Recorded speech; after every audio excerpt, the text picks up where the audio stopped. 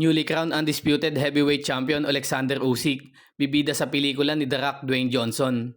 Sa mismong post ni The Rock, sinabi niya na tampok sa kanyang bagong pagbibidahang pelikulang pinamagatang The Smashing Machine ang heavyweight champion na si Alexander Usyk. Sa mga hindi nakakaalam, ang pelikulang The Smashing Machine ay pinalabas noong year 2002. Kwento ito ng buhay ni Mark Kerr, isang mixed martial artist at UFC champion, na ngayon ay isasali ni Dwayne Johnson sa kanyang bersyon at posibleng isa publiko sa buwan ng Disyembre. Si Usyk umano ay gaganap sa pelikula bilang si Igor Vovchanchyn, isang real-life Ukrainian MMA legend. Sa mga hindi naman po nakakakilala kay Igor Vovchanchyn, isa itong magaling na mixed martial artist noong late 90s. Sumikat ito dahil sa kanyang mga impresibong panalo by knockout sa no holds barred MMA contest. Si Igor Vovchanchyn din ay isa sa may kapit na record sa history ng MMA na hindi nakatikim ng talo sa loob ng 37 fights.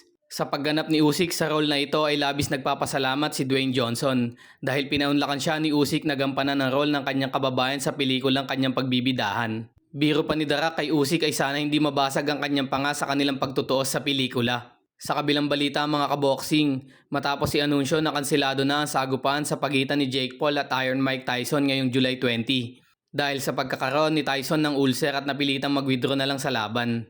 Isang batikan at Hall of Famer naman ngayon ang nais pumalit sa pwesto ni Tyson at gustong sumubok kay Jake Paul. Ito nga ay si Roy Jones Jr. na ayon sa kanya ay kung hindi umano matutuloy ang sagupan ni Tyson at Jake Paul ay handa siyang umeksena para dito. Naniniwala si Roy Jones na may sapat pa siyang lakas para magbalik ensayo at ibalik ang kanyang dating pangangatawan.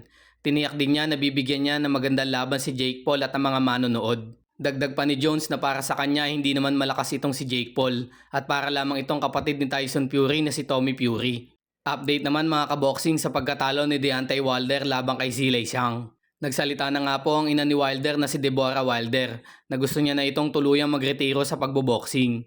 Ayon sa ina ni Wilder, marapat na umano na iwan ng kanyang anak ang sports na ito. Sapat na para sa kanya ang naiambag ng kanyang anak sa kultura minsan na nitong binuhay noong ito ay papalubog na. Panahon na din umano para sa kanyang anak na enjoy na lang ang kanyang buhay dahil siya ay nagkakaedad na. Pinayuhan din ito si Wilder na magbigay inspirasyon at leksyon na lang umano sa mga batang nais maging kampyong katulad niya.